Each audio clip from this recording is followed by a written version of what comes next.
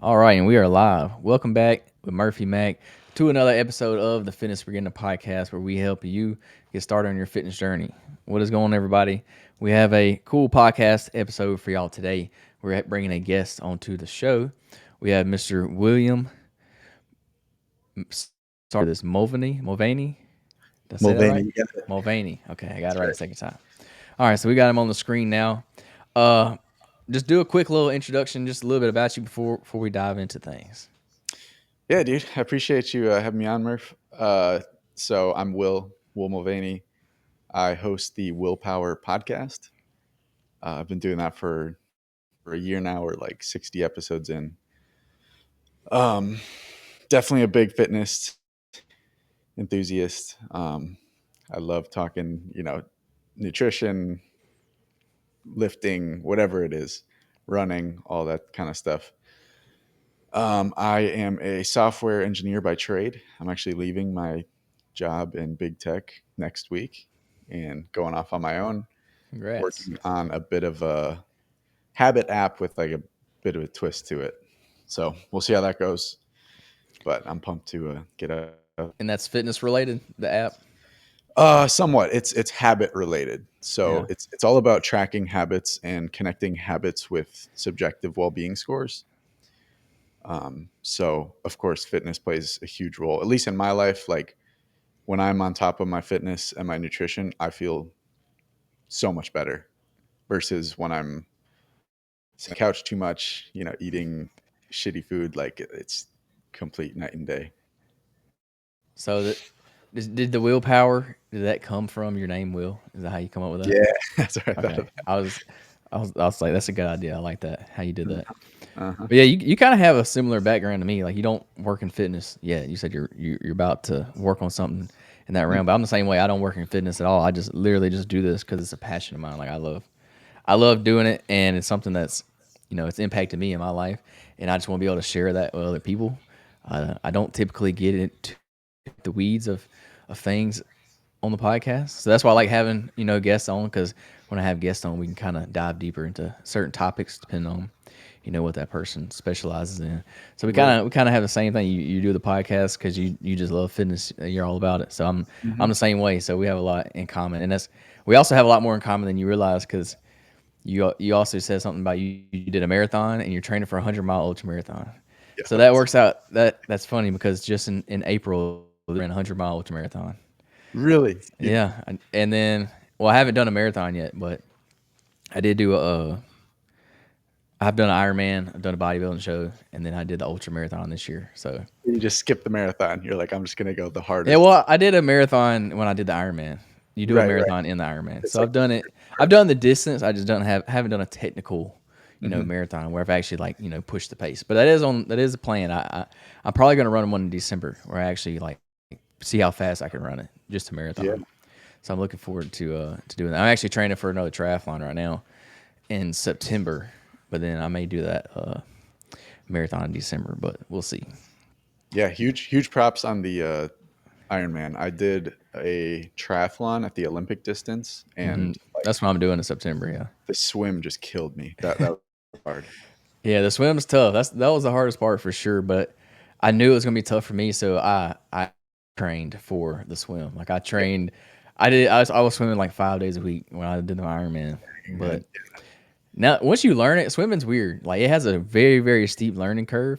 But once you kind of figure out that like how to breathe and kind of the Mhm. technique, it's like you can go way beyond like where you began. Like it gets so much easier. Like once you figure it out, you can swim for days after that. So it took me a good, probably 3 months swimming 5 days a week. Literally, it probably took me 3 months, and I finally figured it out. And then like after that, I could swim forever. Like Tyler. once you figure out that breathing and technique, it gets so much easier. But you got to put it into practice. Like I was doing all kinds of drills, breathing techniques. Like I was going hard at it. Like I didn't think I could do it. Like I thought I was gonna fail on the swim before I even got to the bike. So I was like, I gotta swim down. So I went hard on the swim. I trained harder for it than I did the biking or the running for sure. You know So it about was like it. the cardio zones, like zone 2, zone 3? Yeah, I did a lot of that. I did a lot of that in the triathlon training. So I followed an app. I have an app that I use, Mhm. and it mapped out all my workouts for me, which is great because I didn't have to think about it. And everything was based off the zones, like you were talking about. You do this for this long in this zone, and then do this in this zone. So Yeah. there's definitely a science to it for sure. It's definitely a lot more than you realize that goes into it. Yeah, I know when they begin doing distance running, they will like people think of running as like, oh, I'm just going to exert myself until my heart like explodes. And so they just like run as fast as they can. But long distance running, like you can't do that. You have to stay in zone 2 or your body just can't keep going. And so for a lot of beginners, you have with like walking. You just got to like practice fast walking. Whatever it is that's like at that, you can almost have a station. You're just like you're breathing hard, but you can still breathe through your nose. And so just like pushing that pace and doing, even if you can't run at that, doing the fast walking and then at some point building up that cardio base until you can start jogging and then actually running. But just going in and like, that's what swimming was for me, is like if I swim at all, my heart starts pounding and I get into Hmm. like zone 3, zone 4, and I can't maintain that. Yeah, it definitely is hard, especially in the summer. It's hot outside, and you're trying to stay in that zone too. Hmm. It's very hard. Like I even had to get my heart rate down. Sometimes I would have to walk, like you were saying. Like I couldn't run, or my heart rate would be way too high because it's just so hot. It's miserable out here. It's so humid. But yeah, I love how you said start with walking, especially for beginners. Because I admit I used to be a walk. I used to hate on walking. I used to hate on Hmm. it. I did because I was like, you're just not doing nothing. Like you're walking. That's Yeah. so easy. Like you got to do something. Like you do more than that. But now I'm a huge believer in walking. I love walking for not only for myself, and I would not consider myself a beginner, but for everybody. Like walking is such a what's not slept on. What's the word? Underrated. It's such an underrated exercise for people that I think Yeah, it is slept on. It's pretty slept on. It's like for sure, walking's fun. it just seems too easy that people would realize the benefits you get from it.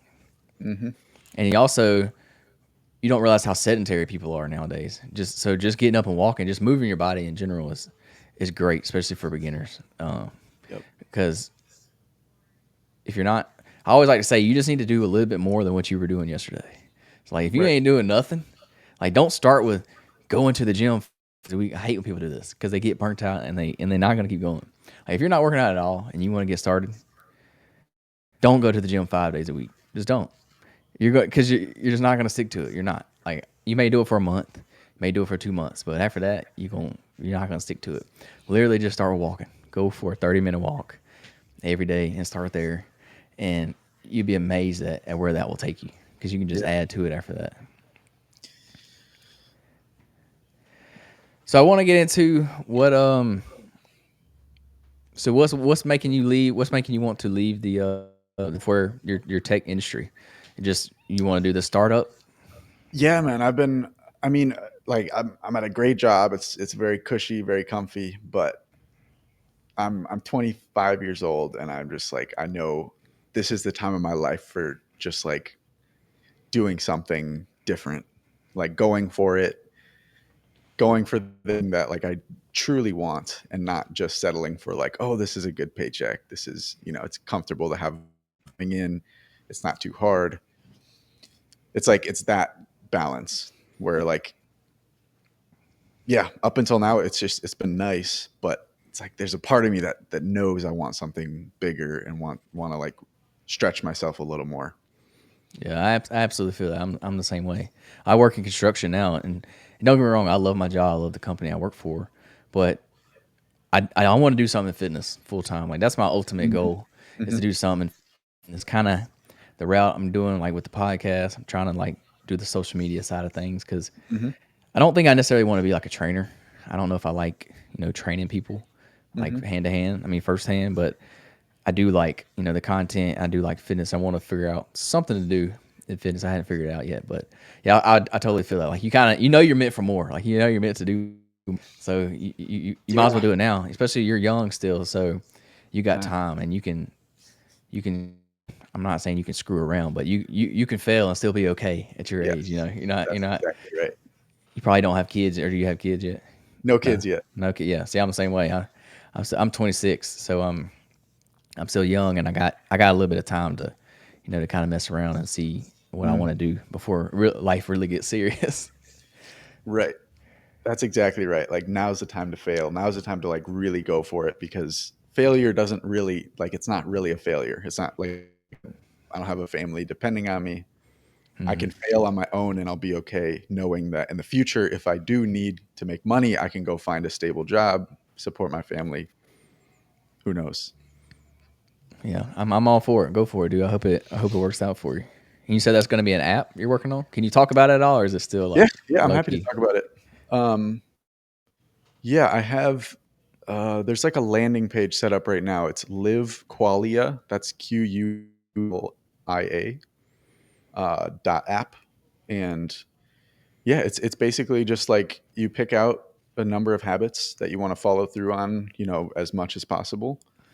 And then every day you log on there and you just basically it's like Tinder, like you swipe right, swipe left based on if you did the habit or not. So swipe through your habits and then you're going to answer like 6 questions about how you're doing that day. It's going to be like what's your energy level at? What is your fulfillment level at? Um, how clear is your mind? How much stress do you have? Things like that. And then over time, it's going to be, collecting that data and then delivering it back to you synthesized in the way of like, when you do this behavior, it tends to increase subjective score. Like when you run the next day, you actually have +1 in energy, or drink alcohol, you have +3 in stress. And so the idea of it is like connecting the behaviors that we do with the way that we feel. Because the way that we feel is really like that's the game we're all playing, right? We all want to be feeling good, feeling energized, living good lives. And it's just bridging that gap between the behaviors and the subjective well-being. Yeah, I like that. So it's kind of like a journal type deal, habit tracker journal. Yeah. Um, yeah, that's pretty cool. Actually, I just had a podcast recently with another guy that's actually creating an app as well, and his was a little bit different than yours. His was they were creating like a essentially a credit score for your Yeah. health. So it's like a health credit score. And I thought that was Yeah. so cool. We talked a lot about it. He was pretty interesting what he's doing. He's kind of doing the same thing you're doing. He's taking that data and then kind of making it like manipulating it so you can see it better. Like it can show things about your health. So I thought that was really neat, and it works better with people because they can see that number and they know like, hey, this is a good credit score, or this is a bad credit score. So it kind of helps them know if you're on the right track or not. So I think that's pretty neat. Right. Yeah. I love like I love charts and stuff like that. So like creating cool charts that show you your progress, show you how like your well-being is changing over time. That stuff is so cool to me. So Yeah, definitely being in the technology world, I feel like you definitely right up your alley. So yeah. that fits perfect for you. So you doing this? Are you doing this alone, or you got some business partners, or how's that looking Right for you? now, all alone. I'm thinking of just building the app, seeing if I can get traction, and then from there, if it feels right, looking for a co-founder, maybe who can like fill Mhm. in certain skills that I don't have. But for the beginning, I'm planning on doing it alone. I know a lot of people in like the startup world doing their own stuff. I'm going to be working alongside people, but them doing their own thing, me doing my own thing. That's awesome. I hope that works out for you. That's pretty cool. I like seeing people, kind of chasing their dreams and going after it. So Yeah. it's funny. I just talked to a guy the other day, and he created a fertilizer brand, and now it took off. Now he's very successful in Yeah. fertilizer. I was like, how do you even get into fertilizer? Like what? It was funny how it got to where he was at. So I was like, it's pretty cool how people start. Because honestly, like you may make this habit tracker app now, and 10 years from now you're doing something completely different. But it's because you started this tracker app that got you Mhm. there. So it's cool to see Exactly. where people start because it may be your first thing, but it's probably not going to be your last thing. So I like Yeah, to and see. it's it's funny you say that. I already have like 3 failures behind me, just things I like started Mhm. work just didn't work, but each one has like some deep lesson within it Absolutely. that I'm just like stacking up. And so that's kind of my mindset is like I'm just going to keep failing until I don't And then that one time I don't fail is going to make all the difference. Yeah. And technically, it's not a failure if you don't give up. As long as you don't give up, you never technically failed. Just a little bump in Yeah. the road and you're still going. It kind of reminds me to bring it back into fitness. So I would love to hear your fitness story. But to share a little bit about mine, started, I was in high school. There were like probably 3 or 4 times where I started going to the gym, and I would make it like a month or 2 months of going regularly. And it never set in. It never stuck. But like, to your point, it wasn't a failure. It was like I went and then I stopped going. And then I went again and I stopped going. And that happened a number of times. And then when I got to college, finally, like, it stuck. And so each of those was almost like, oh, is this one going to work? Okay, this one didn't work. Let me try again. Is this one going to work? Okay, this one didn't work. So anyways, by the time I get to college, it sticks. And so I did want to ask you, what do you think it is that makes fitness routines stick versus the ones that don't? That's a good. For me, I genuinely enjoy working out. Like I like to do it. So I think of it as I think it's not, I don't I think of fitness as something that I get to do, not something that I have to do because I enjoy doing it. It's like a hobby. I think of it as a hobby. I don't think of it as, oh, I have to do this to be healthy. Or like I have to do this, to take this medicine. And I don't know. I don't think I started that way. I just genuinely enjoy it now. I think it took some like training to get to that. It's kind of one of those Hmm. things like when you suck at something, when you first start at it and you suck at it, you probably don't enjoy it very much. But as you get better at it, as you start working on it, as you see yourself improve and things like Hmm. that, you start to like it more. You start to enjoy it more. And so now in my life now, it's because I enjoy it. I'm trying to think back though to where when I first started, what made it stick is there's always some kind of like pain. It's like most people start a fitness journey because there's something that's either hurting them, something that they don't like about themselves. Like there's always a reason. Most people it's like they need to lose weight, or they have high blood pressure or cholesterol or whatever. Like something's off, health markers off, and that's the pain that kind of gets it started. So to me, something that sticks, it's gotta you gotta care about it enough to like to fix it. So like but most people wait too late to where it gets to that point to where they're having health problems, and honestly, I think it's a good and a bad thing. Like it shouldn't get to that point in the first place. Like you shouldn't have to get to the point where you have to work out because your health is deteriorating. But it's for some people it takes getting to that point to realize, oh, I really got to kick it in gear. Like I got to get it right. Like I'm running out of time. I'm unhealthy. If I don't do this, like some serious things are going to happen to me. Hmm. So I think using that pain from people is what really is going to make it stick at the beginning. And then maybe you may grow to like it after a while, like I did. For me, I was always very skinny. I was never overweight. I was always the little guy, very skinny. I was a buck 15 when I went into high school, like Hmm. tiny, skin and bones. I always played, always very active, but I was always smaller than everybody. So as soon as I started working out for high school, I started working out for sports. And as soon as I put on some weight, put on some muscle, got a little size on me, I was hooked from day one. Like I was hooked. Not addicted, but I immediately grew to love the gym because I loved seeing my body get stronger. I love getting bigger, which I still not huge, but I like getting stronger. I like getting because if it made me feel good. One, it helped me in my sports. That was the main reason I was doing it at the time. I got a lot faster, a lot better at what I was. So that was great. But I honestly, I like the way it made me look. I like the way it made me feel, and I overall just enjoyed it. So it's hard, like for other people, like hopefully it don't get to the point to where you have to do it because your health is in a bad spot. But I just need to think. You got to figure out your why.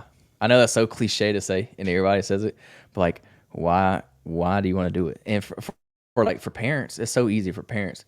your why is your kids. Like you should do it for your kids. You should take care of yourself so that you can take care of your kids. Because like Hmm. to me, I like to say like if you don't show up for yourself, if you're not pouring into yourself, then you can't show up for everybody else. Not 100%. You know, Hmm. you can't pour from an empty cup. So I like to say I like to preach like take care of yourself first, and then that way you can take care of everybody else the way that you need to for you can show up 100%. So it's such a it's a hard question to answer, but that's how I would go about it. That's how it happened for me. Yeah, it's like what I was saying about when I'm like on top of my fitness, I feel great. And of course, like when I feel great, that means I show up better for people around me. And like in my Hmm. relationships, I'm just a better human. And when I'm not, I'm like in a lower mood, just like a worse person to be around. And I'm not spreading as much love. I'm more of like a, yeah, just lower energy.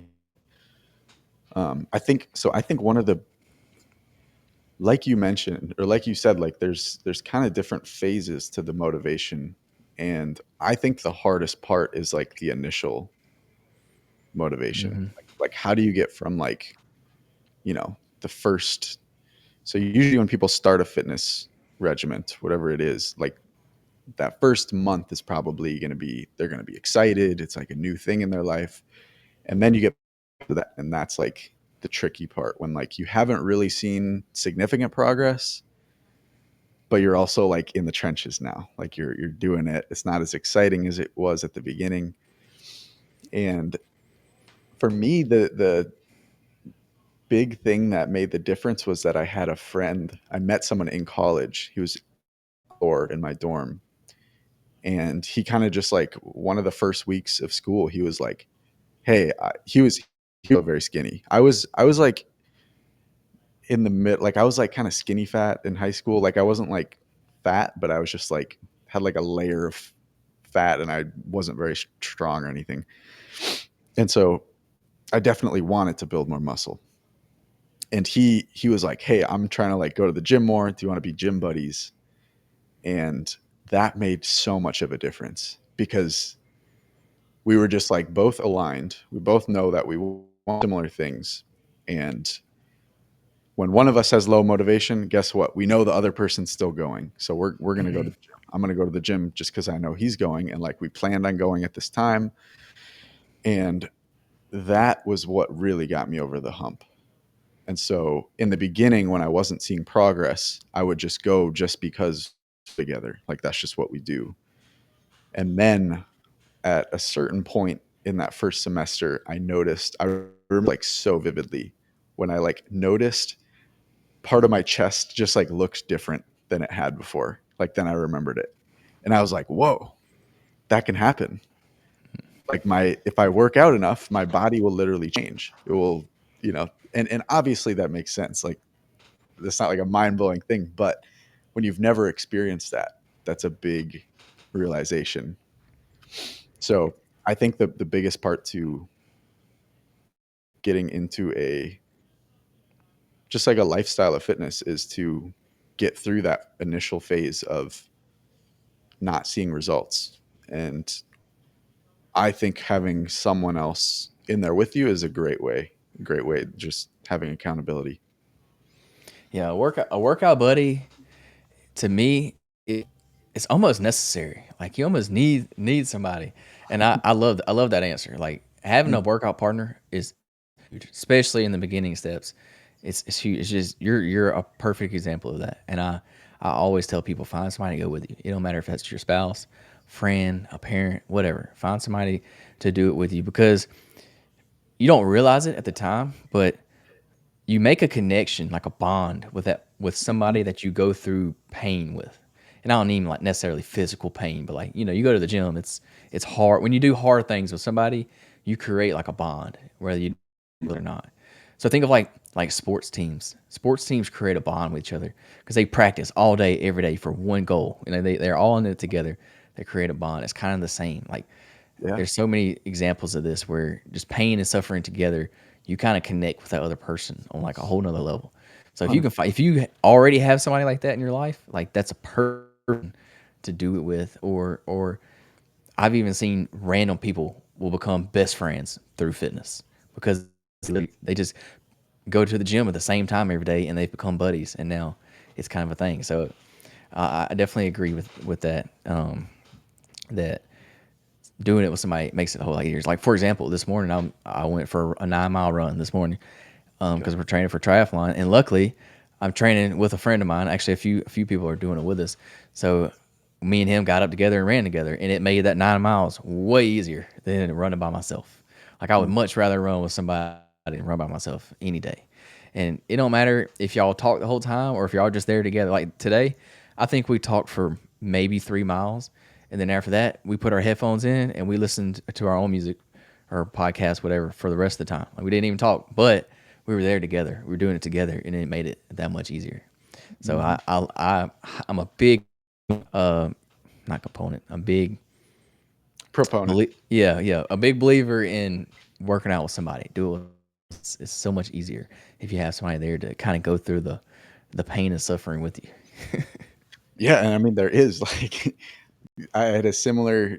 This was a different friend, but this was during COVID. All the gyms shut down, and so I didn't Hmm. work out for a couple months, and then I had another buddy, and we started going together. We would get up at like 6 a.m. every day, and like yeah, there's like it's not like physical pain, but it does suck to get up that Hmm. early to like sleeping in and not going to the gym. So just having that shared experience of like, all right, we're getting up, we're meeting, at that we would meet at the same street and then we would walk over to the gym and like, yeah, I think you cut out a little bit. Can you hear me? yes, I can hear you. Can you hear me? Okay. Yeah, yeah. Okay. I think it's just a little spotty. It's all right. So, what got you into the marathon? What got you into training for a marathon? The first one I did was like 2.5 years ago. It was kind of funny. I was doing some running and I was like slowly building up over time. And I had gotten up to doing like 10 miles as my long run. And so I was like, okay, I'm like, I'll do a half marathon. I'm at that point. And then I'm thinking in my head, like, okay, if I keep slowly building up, I'll maybe do a marathon in like a year or two. And I'm talking to my cousin about the half marathon. And he's like, oh, I'm doing the marathon in like 5 months. Do you want to do it? And so then I'm like, okay, I threw that whole plan out the window. I'm like, okay, I'll do the marathon. And so I ran it with my cousin. We did the Green Bay Marathon in Wisconsin. Um, and that was 2023. And so that was like, yeah, that was the first time I had like ran in my life and doing that whole training plan. Like there was just so much. It's cool how fast your body can adapt to that kind of thing. Hmm. Because like I said, I had been like slowly building up to like 10 miles a week as my long run. And then in like the span of 2 months, I go from like that to 20 miles in a week. And so it's just cool to, see how fast your body is capable of adapting. And there's a lot to take from, which is just like when you really push yourself, it's crazy what, we're capable of as humans that we don't realize. Um, and then I did a couple more marathons. I haven't done one in like a year. And then one day I was just feeling impulsive and thinking about what can I do? And um, had the idea of doing an ultra. So I just started looking at them. And I kind of knew that I didn't want to do like a 50K. I didn't want to just like push it a little bit. I want the full 100. And so, yeah, I just found one that worked for me. That was like far enough out that I knew I could train for it and that it wouldn't be, crazy hot here in Texas. And so I just was like, okay, we're doing it. Signed up.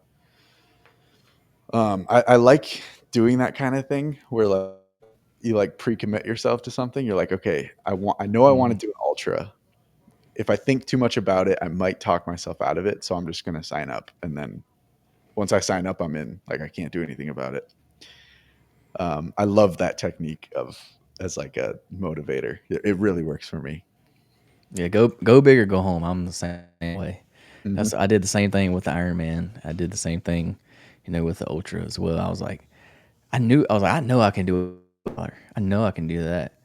But Yeah. I don't know if I can run 100 miles. So I was like, I'm gonna sign up for the 100 miles. I'm gonna do it.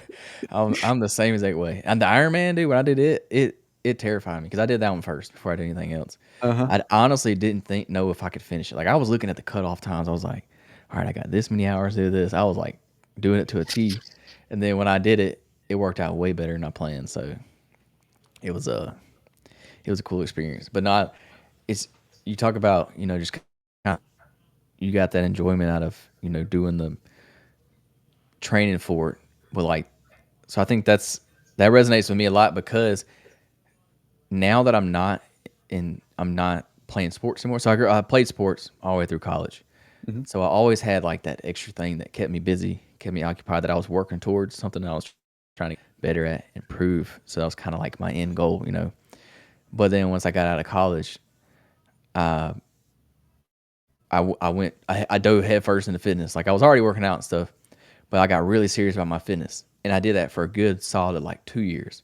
Got super strong, put on a lot of weight, got the biggest I'd ever been in my life, and then after that, it kind of just got boring. I got tired of it, and that's when a buddy of mine was doing a triathlon, a little local one, and he taught me into signing up.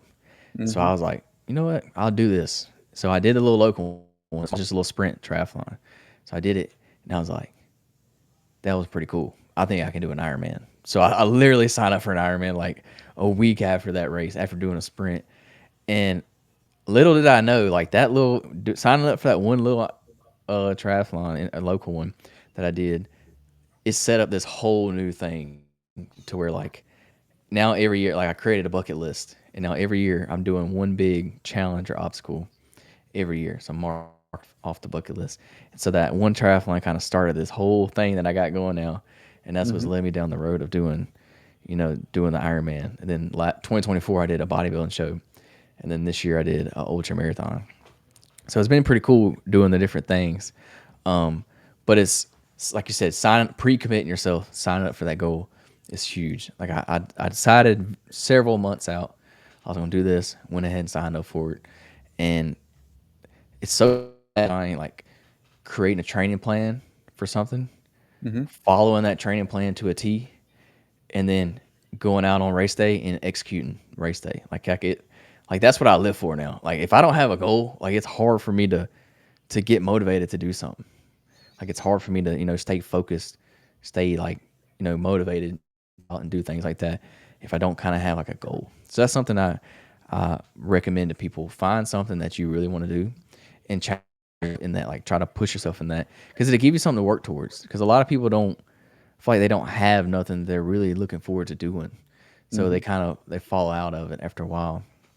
And for most people, starting the fitness journey is losing weight. So that's a great goal. But once you have that goal, you got to create a plan. Like you got to create the steps to get to that goal, to reach that goal. Like you got to create it, because if not, you're just gonna get lost in the weeds of it, and you're probably gonna end up quitting. So like training plan, going through with it and completing it, that's such a like fulfilling thing for me. Like I love doing that. No matter how hard the training is, because it's gonna suck. Like the training is gonna suck, period. Because it's months and months and months of doing the Hmm. same thing over and over and over again. I know you going through that right now. I know you probably some days you probably don't want to go run, and I know exactly what you mean. It's miserable during the training block, but once you get through it and you cross that finish line, man, it's so satisfying, it's so fulfilling. That's what keeps me Yeah. coming back doing these challenges and stuff. I enjoy it a lot. And there's little wins along the way. Like every single run afterward, I'm like, I feel good. I'm like, I my body feels good, and I like get a little pat on my back. Like, okay, I did my training today. That's great. Good work. So yeah, like every run is, of course, before like, yes, I wake up every morning. I'm like, oh, I have to run again. I ran yesterday, and then I run, and then afterward I get that reward, which is just feeling good and recognizing that I followed the process one more day. Yeah, you always it always sucks to kind of get started doing whatever training you're doing, but once you get done, it's like it's never a bad thing. Like I always say, I've never walked out of the gym before, ever. You may be mad going into the gym, but when you walk out the gym, like you're not gonna be mad. It's something about just working out and improve yourself, working on something, it puts you in a better mood. And that may be running, like running for you. You may not want to run at all, but when you got done running, you was in a better mood. So Hmm. that's why I mean it's something to do with like the endorphins and stuff when you're working out or running. It's just a good feeling. Like I don't, you'll never be mad leaving the gym. You just won't. So I encourage people to go in there or running, whatever it is for you. You're not gonna be mad when you get done doing that. It's gonna change your mood completely, and it's gonna set you up for the rest of the day. That's why I like doing my stuff in the morning. I do everything before work in the morning, Hmm. and it gets me going for the day. Gets me in a better mood. Go ahead and knock out my workout so I don't have to do it later, and gets me woken up. Gets a little energy about me, and then I'm ready to go. I'm ready to go attack the day and do whatever I got to do. Yeah. So Murph, I'm curious about your bodybuilding experience. Something I've thought about in the past. I've never actually done a competition, but yeah, walk me through what that was like. It was tough. Very, very, very tough. I have mad respect for bodybuilders. Really, I really do. And it's so bodybuilding's not anything I've ever been interested in ever in my life. No, I've been working out consistently for 12 years, and I've never thought about doing a bodybuilding show ever. Literally the only reason I did it was because I started the bucket list. So I did the Ironman. I was like, I already do weight training. Like I got to do a bodybuilding show. Like that's part of it. So I was like, I'm going to do it. I'm going to commit myself. I hired a coach. I hired a bodybuilding coach. He was great. He was awesome. He taught a lot, and I did it. I went all in, 100%. Did not cheat on my diet at one time. I did the posing. I did the workouts to a T. I did the cardio to a T. Everything. I did the whole 9 yards, and it was probably the hardest thing I've ever done. It was by far harder than the Ironman. By far harder than the ultramarathon. But it's a little different. So the once you get to show day is easy on a bodybuilding show because all you're doing is the work's already put in when you get to show day. It's a little different for Ironman Ultra Marathon. Your show day is going to be the hardest day for you because that's the longest day. So it's kind of opposite. Like I mean, bodybuilding was hard during the prep, during the training, but show day was easy. And then it's opposite for ultra marathon. Your training is a little bit easier, but show day is gonna be hard for you. Like race day is gonna be hard for you. Like you better get ready and buckle up. If you never run 100 miles, you finna be in for an adventure. It was tough. We can talk about it, but the bodybuilding show, it was horrible. I mean, not horrible. I'm glad I did it. I will never I never will say I wish I didn't do it. I enjoyed the process. It was cool. It was very, very hard. Probably the hardest thing I ever done. It was the most disciplined I've ever been in my life, by far. Most disciplined. When I say I did it, like whatever my coach told me to do, I did it to exactly how he told me to do it. And there's a lot that goes into bodybuilding that you don't realize. And literally, my whole life revolved around food. I ate 6 meals a day, every single day, every like 3 hours on the diet. You had pre-workout meal, post-workout meal, you know, and then 4 other meals throughout the day. I ate exactly. You have to weigh out every single meal. You're only eating, whole foods, really good healthy foods. But obviously that food comes down. Like you eat less throughout the time. So you're. I got down. I was really lean. Like I was shredded. I know what body fat I was. I was definitely single digit body fat. If I had to guess, I was probably like 7% maybe. Like I was super lean. I'm natural, so it's hard for somebody natural to get lower than that. But I felt terrible. I was miserable. It was terrible. Like once I got down to really low calories, and you're doing this for months and months. Like I was in a bad mood. I was always hangry. My wife did not enjoy it at all. She would always frustrated at me. I had no energy. Like one, you couldn't really do any you can't do any extracurricular activities when you're doing a bodybuilding show. You just can't. One, because you got to have your meals with you, or like you can do things, but you got to take food with you. And I literally did. I did a lot of stuff where I took a lunchbox with me everywhere I went, and I would literally just use people's microwaves. Like I would stop at random gas stations and use their microwave to heat up my food, literally, like all the time. Or I would go out to eat at a restaurant family or my wife's family, and I wouldn't order anything. I would sit there and watch them eat because I couldn't. Like I was that serious about it. Like I wasn't going to cheat on my diet. If I was going to do it, I was going to do it 100%. Like I was locked in, and I wanted to show up the best I could. So I didn't do anything like that. But it was miserable. I couldn't have no fun. You can't, like I said, you can't any extracurricular activities, any family holidays or anything that you do with your family. I was bringing a Tupperware container to Thanksgiving dinner. Like I was. Um,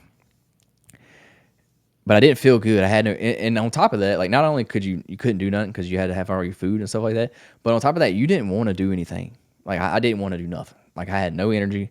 I literally wanted to go home and sit on the couch. I got up, worked out, did my cardio, my first cardio in the morning, went to work, came home, did my second cardio for the day, did my posing, and then I was, eating and I was sitting on the couch. I couldn't do nothing else. I didn't do anything else. When I tell you posing is the hardest thing you will ever do on a bodybuilding show, it's very hard because I don't know if you've ever done like posing before, but you're literally squeezing every muscle in your body, and you're doing this with no energy, and it's hard. Like it was miserable. I hated posing because I didn't want. At the end of the day, like they want you posing every day because you need to practice it. You got to get it's an art to it. You have to practice it, and I hated it. I dreaded posing every single day, just because I had no energy. I couldn't hold it. Like it was physically hard to sit there and pose. Like it was hard and mentally draining too. I didn't really do much. Like I literally worked out, went to work, ate, and sat on the couch and watched YouTube videos about people eating food, and that's about all I did. Literally, like I don't know, it's weird when you're starving, your mind does weird things. Like I enjoyed watching other people eat food because I felt I guess I thought I was eating the food with them or something. I don't know, it was weird, but yeah, it was a very interesting thing. I don't necessarily think bodybuilding is for me. I don't see myself signing up for another show anytime soon. And I'm not gonna say never because I probably will do another one day in the future, just not right now. I enjoy the endurance side of things. Like I love running now. Like I'm completely committed to running now. Like the ultra marathon made me like running endurance side of things, and pushing my body in that way. Bodybuilding was completely different things. Very very tough, very mentally challenging, physically challenging. If you ever want to do it, I would encourage somebody to do it just to try it because you may like it. You never know. But I don't want you to go in thinking it's going to be easy because it definitely ain't going to be easy. It's going to push you harder than you realize. And if you're going to do it, I would say you need to be committed. Like you need to lock in 100% and do it right. Show up on show day and not do as well as you could because you cheated on your diet one day or you didn't pose when you're supposed to be posing. Because then you're gonna be hard on yourself, or at least that's how I am. Like if I knew if I went in and I did terrible, I would be so mad at myself because you're gonna spend all that money, all that time, all the energy and the effort that you put into it. There's just a lot that goes into it to halfway do it. You got to go in all the way. And I'm glad I did. I'm glad I did that way because if I didn't, I would have to do it again. If I screwed around the first time, I would be so mad at myself that I have to do it again. So I'm glad I did it right the first time. So now I can say, yeah, I did it. I would check the box, and now I'm good. I don't ever have to do another one if I don't want to. But yeah, it was. I'm glad I did it, but not something I think I'm gonna do anytime soon. It was tough. Yeah, it is. It is interesting because it doesn't. Yeah, I mean, from the outside, I guess it doesn't seem as difficult just because it's not like a functional sport. It's not like you're using your body to Mm-hmm. like perform a task. It's completely different, but there's just like a different set of difficulties and challenges Yeah, within that. yeah, absolutely. It's completely different. Like endurance is hard because you're literally pushing your body to the max, and then bodybuilding's hard because you're starving your body and still trying to push your body hard. Like you're still trying to train hard. Like you're still working out hard. I was doing cardio twice a day. I would do the stair stepper for 45 minutes. And I would do an incline treadmill later in the day. So it's still hard, but it's a different kind of hard, and it's something you just have to do. I don't know. Doing it completely depleted is yeah. Yeah. It's always weird. Like you never realize.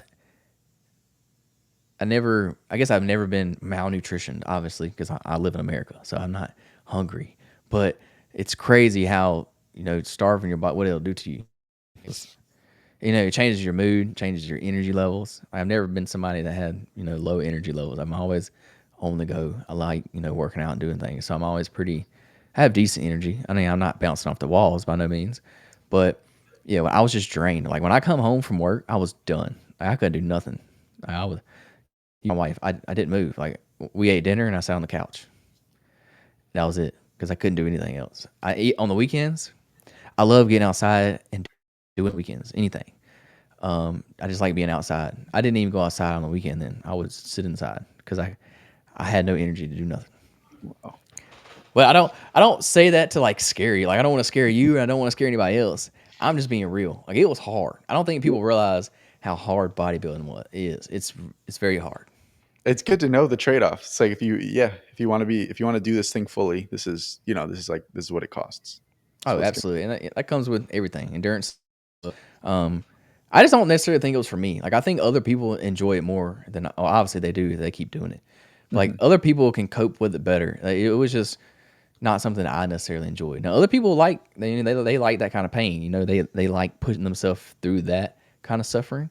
I enjoy putting myself through running that suffering. It's different. I enjoy that better. Um, but yeah, I don't say that to scare anybody. I just want to give people like my honest opinions on it because I don't think people realize how hard it is. It's extremely Yeah. hard. And then two, you see all these bodybuilders, they make it look easy. Like but you don't see all the pain. You don't see behind the scenes what they're doing. And a lot of them are enhanced too, which I Mhm. think helps. I think it helps them go through, have some of those, helps with some of those symptoms and stuff. Like it helps with your energy levels and stuff, to have more testosterone in your body. Like I would hate to see what my testosterone was during that time. I mean, it had to be bare bones, like Yeah. probably like 100, if that. uh, but yeah, it was a cool experience. I'm glad I did it. Um, I wouldn't trade it for anything. And what's your 2026 challenge? I hadn't decided yet. I really want to do a high rocks. The high Mm. roxes are hard because you have to sign up for them in advance and they sell out. So I'm gonna try to get in. I'm gonna try to sign up for one next year. They have one in Atlanta and they have the one in Austin. I'm gonna try to sign up for those two and see if I can get in and get a ticket. A buddy of mine just got tickets to the one I think in Dallas. They have in November. I think it's Dallas. They're doing one, and so he's doing that one. I'm gonna try to get tickets. If not, I don't know what I'm gonna do yet. I haven't planned it. I do want to do another Ironman at some point. I want to do that, so that's definitely on the go. I want to do the Spartan race. Hmm. So they have one called an ultra Spartan race, like it's the highest one, and I want to do that. But Do you know what distance? yeah, it's 30 miles. Um, I think it's a 50K, which is like 30 miles or something Yeah, like yeah, that. 30, Yeah, it's 31 like or something. yeah, Hmm. it's like that. It's a 50K, I think. And it has 60 obstacles in it. So I think it'll be fun. I've never run a race, but I think that's up my alley. I think I would enjoy that. So that's definitely on the list of things to do. I Um, did I did a Spartan this year. It was just like the 10K. I didn't really train for it. I just saw it was in like 2 weeks, and I was like, let me just try this. yeah, they And don't they don't have any in my area, unfortunately. I would like to do one, just a short one, just to try it. But yeah, I'm definitely gonna do it at some point. The closest ultra that they have to me is South Carolina, so oh, which okay. is still pretty far for me. So like I'll have to make a trip out of it. I'm gonna have to be committed to it. Yeah, they're fun. They're really fun. Like I like them, stuff like that. It's your upper body strength, carrying stuff. I really enjoyed Yeah, it's cutting out again on me a little bit. it. Okay. Yeah, I was No, saying so. I can hear you now.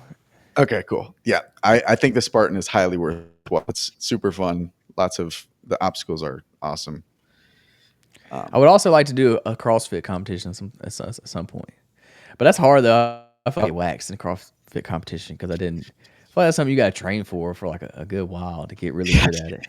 Maybe if they had like a beginner class, I definitely think I could do that. But I feel like I think there's they do it off. CrossFit people who've been doing it for like 20 years. They go Yeah, hard. yeah.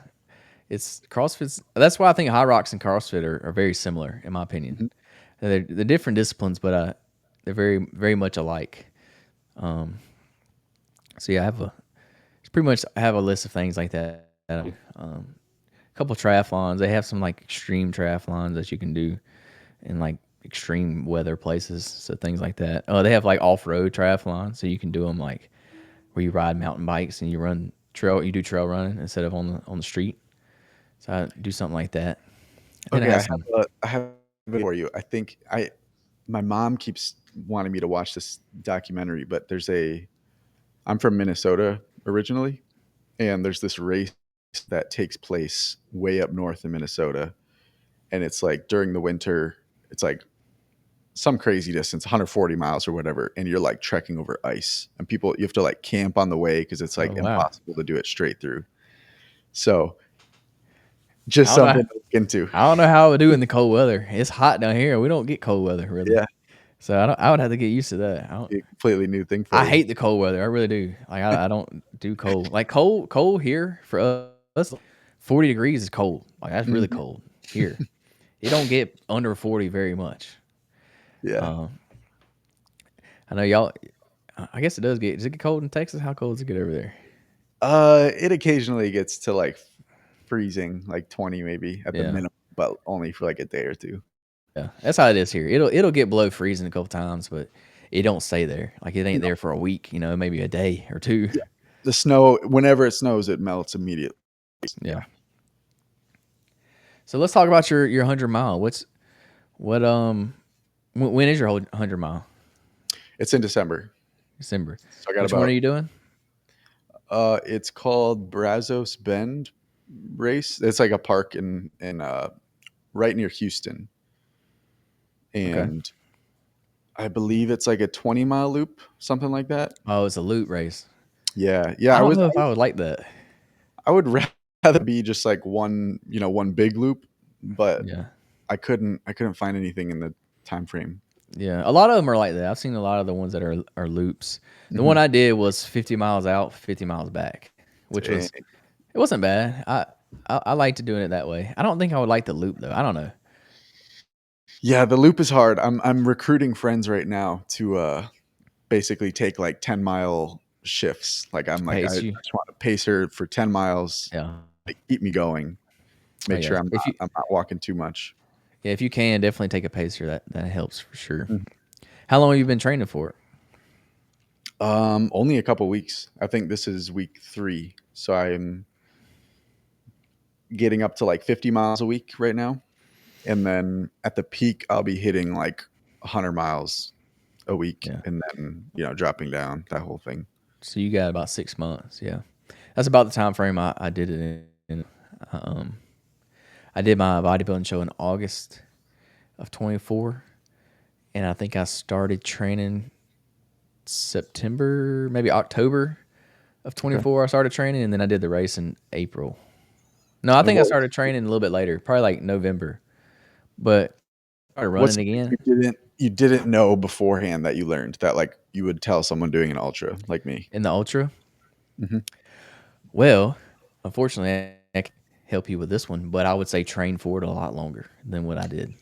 But you've been running. So you said you've been running since 23, Yeah, 2023. but like not in the past like 6 months. Okay, yeah. So I would definitely say give yourself at least a year or two to train for. And the reason I say mm, that is you don't need the training to like build up the endurance or to physically do it. You need the training to build up your legs and your feet. Cause that's what happened to me. Like I had the endurance, like no problem, like 100 miles, I could do the endurance.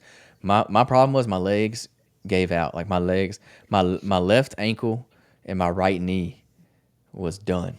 Like mm, I couldn't run the end of the race. The last like 25 miles of the race, I literally because I couldn't run. Like my left ankle was so swollen and my right knee was just they were tore up. Like they couldn't take the amount of like that I did to them over 100 miles. I got a mm, good 75 miles in running, and then after that, like they just couldn't take it because I didn't build it because I wasn't running. Like after I did my Ironman in 2023, I did the Ironman. I quit running after that. I didn't run again until after I did my bodybuilding show. So like over a year later is when I started running again, and I just started running for the ultra. So I was only running for 6 or 7 months before I did it. So I built up a lot of endurance in that 6 to 7 months, but I didn't have those years of training. All the other people out there, when they got done with the race, they were just walking around, doing whatever. I couldn't. Like I sat down, I couldn't move. Like my legs were so swollen, it was bad. So give yourself more time to train. Obviously, you can't do that now. I'm not saying you can't do it. You can definitely. I did it in like 6. You can definitely do it. and you kind of have a little background in running. I wouldn't say I had a background in running at all. Hmm. I trained for the Ironman. I ran for the Ironman training. That was it. Like I didn't run before that, and I didn't run after that. So I had a little bit of experience with running, but not a lot, not like years. Um, Right. so I wouldn't have said I was a runner at that time. Now I would say I'm a runner because I enjoy it now, and I pretty much run every week now. But other than that, I'm trying to think of something that's outside the box that you wouldn't think of. I mean, you already said you're gonna have somebody pacing you, so that's key. Have Hmm. somebody there, especially during the night. That's you to Yeah. have somebody there when it's dark. Nutrition's gonna be huge, which you already know that. Dialing your nutrition the best you can. I'm trying to think of something that was like out of the ordinary that I didn't think of. So one thing that for my race it was very small. Like it wasn't a lot of people. I think there was only like 50 people that did it. So one thing that I didn't really think about ahead of time, which it wasn't a big deal, is that when you 100 miles with only 50 people, we got way spread out. So like Yeah. I was by myself the majority of the race. Like I couldn't even see people in front of me or people behind me for miles and miles and miles. I was by myself. So just I don't know how big the race is you're doing, but just well, y'all are doing a loop, so you probably won't be by Right. yourself for too Right. Be long. passing people at least Yeah, every yeah. couple minutes. So you'll probably have people, there, but just know you'll be running by yourself for a while. So Hmm. just get comfortable with that being there, in your head. For my race, the hardest miles, which I know this sounds crazy, the hardest miles for me was mile 0 to mile 35, the very beginning of the race, which you would think it'd be Interesting. the end. Yeah. You would think it would be the end, but to me, those were the hardest because it was mental.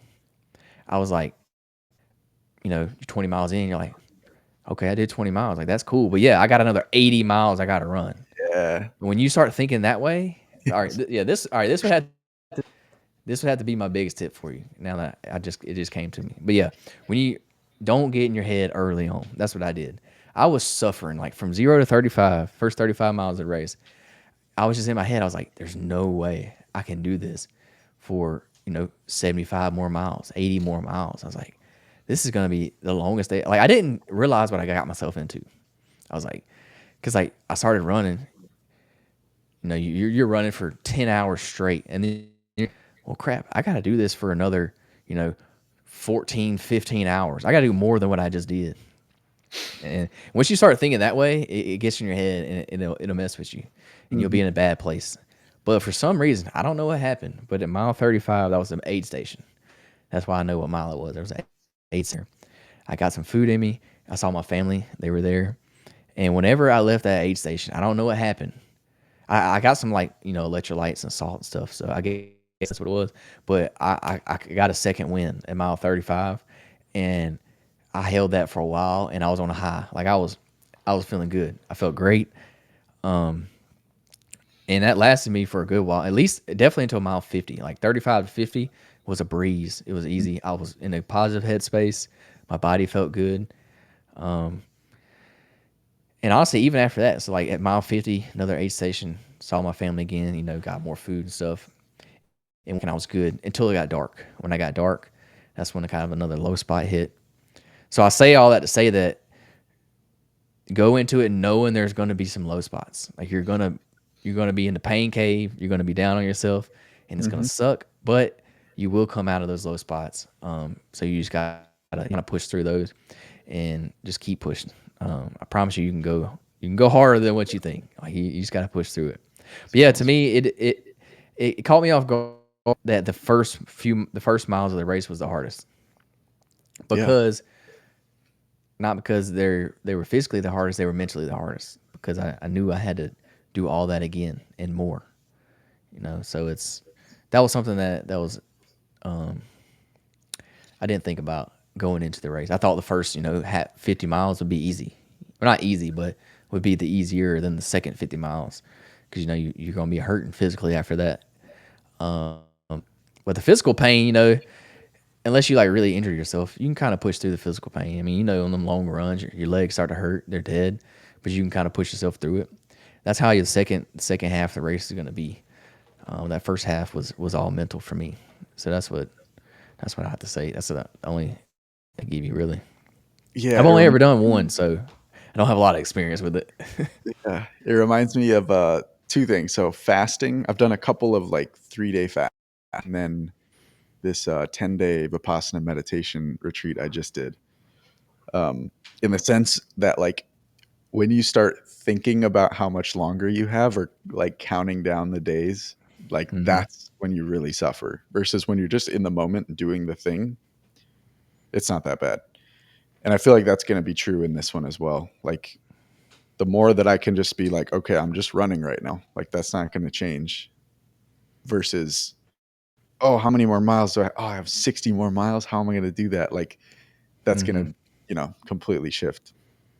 Yeah, that was the hardest part. Just know going in it, you're gonna be running for 24 hours at least. I did it in 28 hours and 35 minutes. That's how long it took me. It's a So long day. just go, yeah, go ahead and lock it. You're gonna be out there for a day, and you're going to go through the night. The night, I will say, it's not as bad as you think. I don't know how much you run at night. I run in the morning when it's still dark, but Hmm. running in the morning darkness is not as sketchy as running in like at night darkness. Yeah. But so I will say, I I got to an aid station right before dark, and I sat there for a while, to kind of refuel things like that. So by the time I got up to leave the aid station, it was pitch black dark. So I went from running to where I could see to now running can't see nothing. And we ran down this like where I entered like the woods at was a trail. And it was pitch black, couldn't see nothing. And I ain't gonna lie, it was sketchy. It was sketchy as all get out. But you get used to it really quick. So like I was kind of scared because like there's animals and stuff out here. You're running through the woods and stuff, so you hear things. And I didn't know how I was gonna do in the darkness. I was like, man, this is gonna suck. But after a few, like I wasn't even worried no more. Like the dark didn't bother me after a while. You kind of lock in and get used to it and just get in the zone. That's when I put in my headphones. Like I didn't use my headphones at all until it got dark, and I put my headphones in and just kind of got in the zone and did it, and it wasn't too bad during the darkness. I think the darkness scares some people a little bit because Hmm. they're like they don't know what's going to happen, but it's not as bad as you think it is. You'll get used to it. You settle into that. Yeah, Yeah, I haven't run in the dark that like in the morning, like you said, yes, occasionally, but that's better because it like starts to get brighter. Like yeah. it's different. The time I did, David Goggins used to do this like 4x4x48 challenge where it was like you run 4 miles every 4 hours for 48 hours. And so you end up running like 48 miles. And I only did it for one of the days. So I did like 24, but it meant I had to do like a run at night and then one at 4 a.m. And so Hmm. definitely was like, this is crazy. Like I'm imagining there's like animals coming for me. Every single noise is like a bear. Yeah. Yeah, you get used to it. You settle in. It's not as bad as you think. Mhm. But you are in the dark for the whole entire night. Like you're there for like 8 hours or however long it is, and take us how dark it is. But it's you're in for a ride. Like you're there the whole time. Luckily, you can use a headlamp, so that helps a lot. But Mhm. I would suggest using your pacers when it's dark. That's what I would suggest. Yeah. Have somebody there with you in the dark. Good call. That'll be clutch for sure. I do. You just mentioned you did a 3-day fast. I'm curious about this because I've been thinking about doing this. I really want to do it. Yeah. Like I eventually I want to do like a 7-day fast, but Mhm. I've never done it, so I think I'll have to work my way up to it. But what? So why did you do the fast, and then kind of how did would you get from it? Yeah. So, yeah, 7 days is also one of my goals. I'm probably like it's on delay because of this rate. You can't. I'm not going to be running while I'm fasting. Yeah, But same here. um, yeah, the initial time I did it, I think I just did it as like a challenge. Like I had seen someone I followed online, Lex Friedman. I would listen to his podcast in college, and I saw he did a 3-day fast, and so I was like, that's a cool challenge. Like let me try that. And so yeah, I did it that time. Definitely very hard. It's like a weird one where like when you talked about your sitting at home watching food videos when you're doing your bodybuilding preparation, like the more that you don't do that, the easier it is. The more that you like entertain thoughts of food or look at pictures of food or smell food, it's so hard.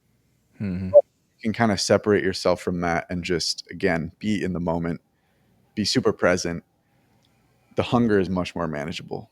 And one other thing I've heard is that once you get past the 3 day mark, it actually gets considerably easier.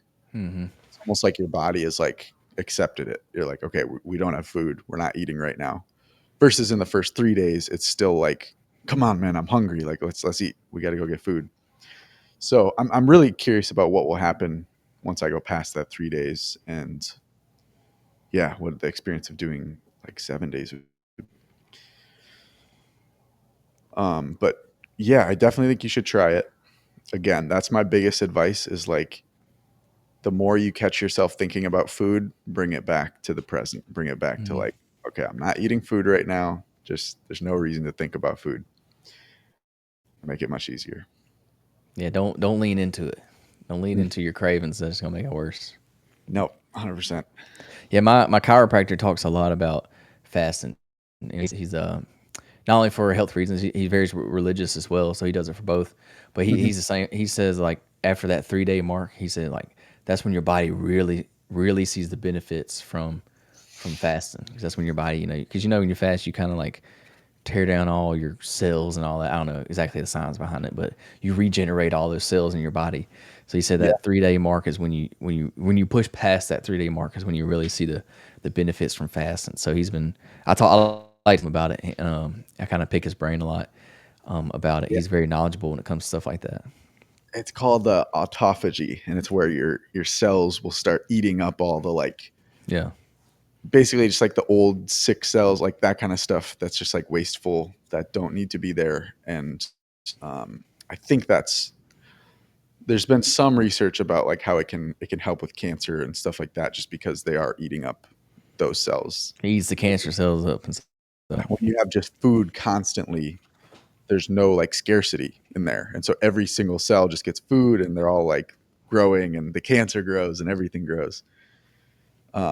And then yeah, for your remark about religion, like whatever religion, spiritual practice you have, like it's a great way to just get in touch with yourself in general, Hmm. just because you're kind of removing like food is such a like punctuation throughout our day. Like we're so accustomed to like, oh, what's for lunch today? That's like a big moment in my day. That's like what I look forward to in the morning, and then dinner comes, and we take that away completely. It just like changes the way that your brain works, and it feels like you have a lot more space in your mind, and Yeah, so I then definitely. room for those other things to come in. Yeah, I want to do it for both reasons, like for religious reasons, because I want to.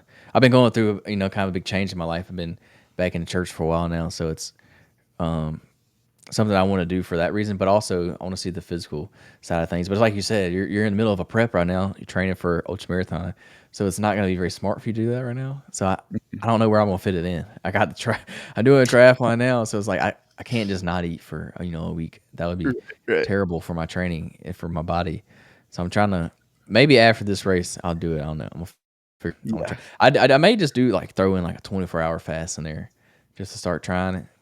24 if you do a few 24-hour ones and then do a 3 day one and then go Yeah. from there. 24 is a good number. That's like it's very doable. It's like you just eat, Mhm. eat a big meal one day and then just wait until the next day. Yeah, see, I've never even tried that before. I like to eat too much, man. With all the training I do, man, I stay hungry. I can't get full to save my life. I'm all, and that's why I want to do it because like I feel like my life, like you said, my life revolves around food. Like I'm looking forward to the next meal, and I did it to myself because I was always small, and in order for me to grow, I had to eat. Like I had to force myself to eat, like Mhm. eating a lot, and I still do that today. Like I still eat a lot. I mean, I train a lot and stuff, so I kind of need to, but I kind of it's kind of come like a crutch to me. Like if I don't have food, like it throws me off. Like I'm off. I'm like I gotta eat. Like I gotta get something quick. Like I get some protein in my body, and I've it's kind of made it like I've put food on like a pedestal, which I know it's not a great thing to do. So that's why I want to do the fast, trying to connect. Think about the reason that you're doing it, kind of bring yourself. Yeah. like the deeper meaning behind it. So that's what I want to try it. I'm definitely gonna do it. I don't know when, but I'm definitely gonna do it. That's why that was interesting. I brought that up because I've been like I said, I've been talking to my chiropractor a lot about it. We talk a lot about health stuff. He's real big into like the health world. He actually does his own podcast as well. Okay. So I like picking his brain on things like that. But yeah, I don't want to keep holding you on. I think we went a little over time, but that's okay. Hopefully, I didn't keep you too long. That was a Um, good fun conversation. yeah, Yeah. I wanted to get into your podcast, but we may have to say that for another day. I'm interested in that as well, but I don't want to keep you much longer. Um, so yeah, I'll just let you shout out all your socials, your podcasts, things like that. Let everybody know where they can find you at. Yeah, honestly, just Willpower Podcast is going to be where you find like YouTube, Spotify, wherever else. It's the one with the Willpower Podcast. I'm on the cover. It's like a statue AI version of me. Um, and then just find me there. Instagram is willpower_lifestyle, but I would recommend just going straight to the podcast. Awesome. And any idea when the app's coming out? I am hoping to do some beta testing. So if anyone does sign up, they could be in that first round of just like testing, and then within, let's say, a month is what I'm aiming for the official launch. So where do they sign up for that at? It's live, and that's again QUALIA .app, livequalia.app. Awesome. So y'all make sure to go check them out. Check out the podcast, the Willpower The Willpower Podcast. Podcast, yes, sir. That's awesome. Well, yeah, I thank you for joining the podcast. I enjoyed our chat together. Yeah, Luck to you in the app. Good luck to you in your race. You better thank get you. ready because you're gonna be in for a good time. You're gonna enjoy it though. I promise. You're gonna say this during the race. You're gonna be like, I don't know why I signed up for this race. Don't ever let me sign up for this race ever again. And then the next day, you're gonna be like, all right, I kind of want to do another one because Well, that's how I was. I literally told my mom paced me for a little bit in my race, and I told my mom, I said, don't ever let me do something stupid like this again. I literally I literally told her that, and now I already want to do another one. Like I'm gonna do yeah, another one at some yeah, point. So just know that you're gonna go through that phase during your race, but it'll be worth it. yeah. Something I tell myself when I'm in a run that's challenging, or when I'm doing anything that's challenging. Sometimes I'll say it out loud as I'm running. I'll just say like, "Who said this would be easy?" And it's just a reminder to myself, like, I know when I sign up for a 100-mile marathon or ultra marathon, like it's not going to be easy. And then I'm running and it's hard, and I'm like complaining to myself. And so then that's just a reminder. This was never supposed to be easy. Like this is the hard part. Yep, That's what I signed up for. That's what I'm doing. exactly. So I like that. that's It'll be easy. That's a good one. All right, man. I appreciate it. You have a great day. Good luck to you. awesome. Thank you, sir. I appreciate you, Murph. Thank you very much for having me.